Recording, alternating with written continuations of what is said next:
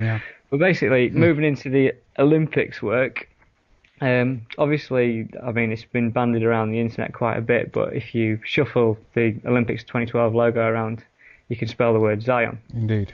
And, there's a lot of stigma against the word, and, for no reason whatsoever. But obviously, Zion stands for the term New Jerusalem. Yeah. And this got me, having seen the Ian Crane speech and everything, this got me doing I had an urge to start my own research into this. I wanted to find out if what was saying could be proven, kind of thing. Yeah. And, first thing that brought to my mind was the poem by William Blake.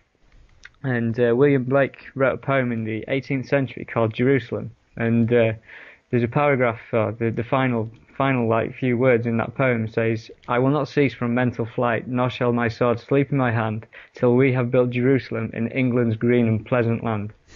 So basically, William Blake was a known 18th century esotericist with connections to the Freemasons.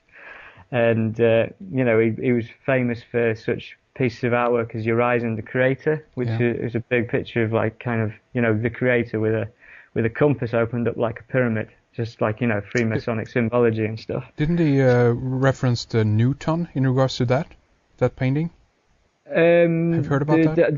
There is the Newton painting as well, and Newton is kind of lurched over on the floor with his compass. Yeah, definitely. Yeah, That's a different painting of William Blake. It is, okay, yeah.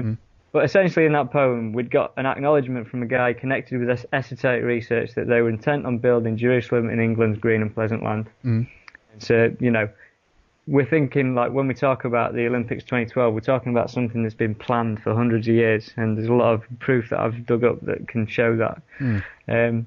But basically, moving into the Olympics even further, after this talk, and when I got back from this talk in July last year, the first thing that happened was there was a video released by the Olympic Committee, and this was a stadium design video.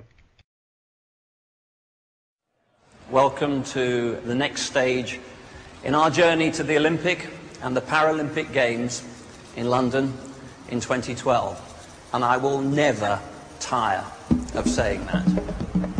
The Olympic spirit is about finding the best in ourselves. London 2012 will be that and more.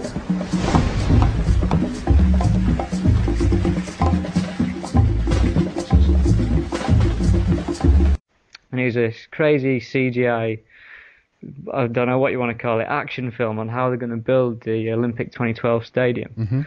And given what Ian had spoke about with aliens and Independence Day style spaceships and stuff, this has got it all in it. Basically, within 40 seconds of this video, there's 4 chimneys that stand like an 11-11, but then it moves into the most significant symbology you could ever see with, like, an Independence Day style mothership for a roof, little UFOs flying all around the London Eye, and then it ends up with robotic streetwalkers in the middle of London stomping around the place, all like towards the Olympic Stadium.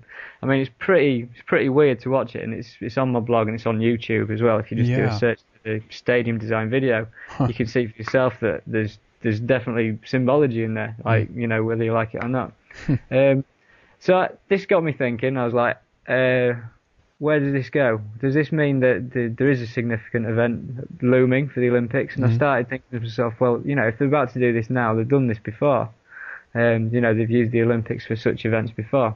Yeah. Which led me into looking into 1972 Olympics in Munich. Now, funnily enough, these were the world's first stage for global terrorism. The very first global, declared as global terrorism. The first act was in the 1972 Munich Olympics. Indeed, yeah. And these Olympics, there were 11 Israelis killed. So we've got the number 11 there. And they were killed by a group called Black September, which is obviously the 9th month. So it's obviously a 9/11 you've got there. Yeah. And that particular Olympics were host to 121 countries, which is 11 times 11. So you've got a significant event there with first global stage for terrorism, as it is. Yeah. And then, moving on, I started thinking, well, the year 1984, there's obviously Olympics in that year.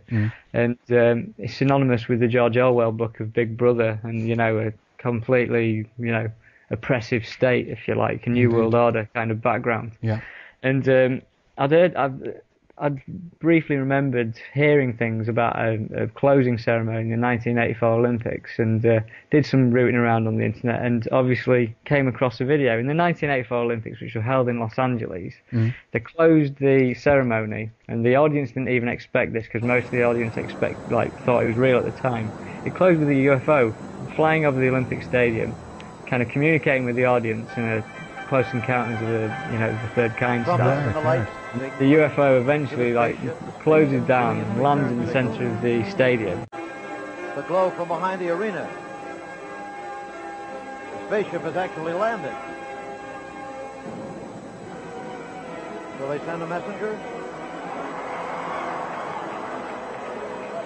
The full moon over Los Angeles. That's the real one. At which point there's a load of smoke, and then this alien gets out and tells the audience that he likes what he sees there. He thinks we have a visitor. The alien himself.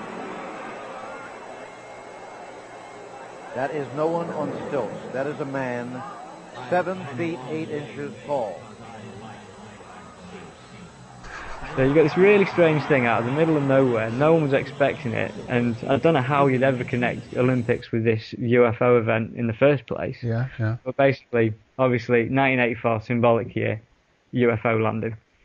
So you start thinking stuff going on. Yeah. Not sure what. I can't really put my finger on things. And at this point, I'd decided to move away from the Olympics for a bit, because I felt that I wasn't going to find much more for the time being.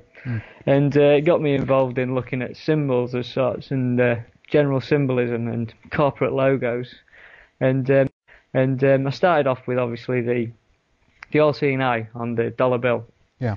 And if you notice with the all-seeing eye on the dollar bill, on the particular side that it's on, it's the only note that it appears on in America, and there's 4 ones on it, and they ring out 1111 either side of the dollar bill. Indeed, yeah. You got the same thing again.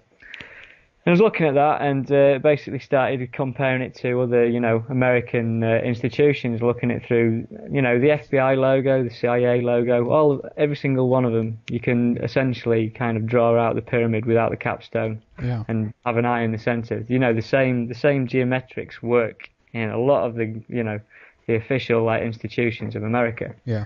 And I wanted to get to the source of where this was, and everyone, generally a misinterpretation is that America was the foundation of all of this. In 1776, and for a while I thought America was the start of all of this New World Order stuff. I didn't think any further than that. My consciousness wouldn't allow it. Yeah. But eventually, came to me.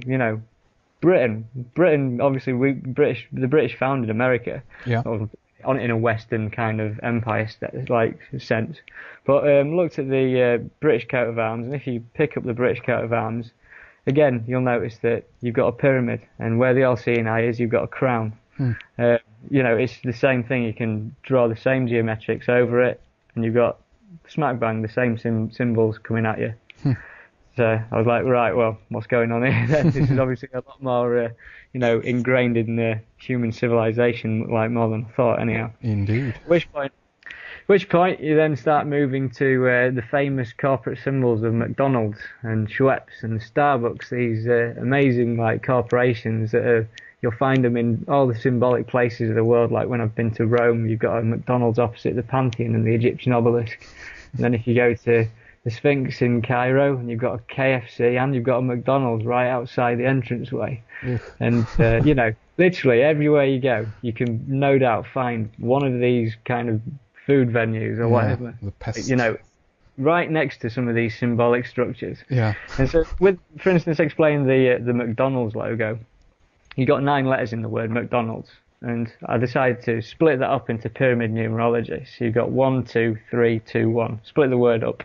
Do you know what I mean? Into a step kind of structure. And I think you have this on your blog, isn't that right? So people that are tuning in can take a look at that. You can take a look at it on my blog, but basically, to spell it out, basically you can form a pyramid-like word out of it, in which the cornerstones and the top part of the pyramid minus the capstone spell the word Mason. Yeah. And essentially what the pyramid is showing is that the 2 arches of Freemasonry, or the golden arches, or whatever you want to call them, emanate from the centre of the pyramid and preside all the way onto the outside of the pyramid. So essentially, you've got this event that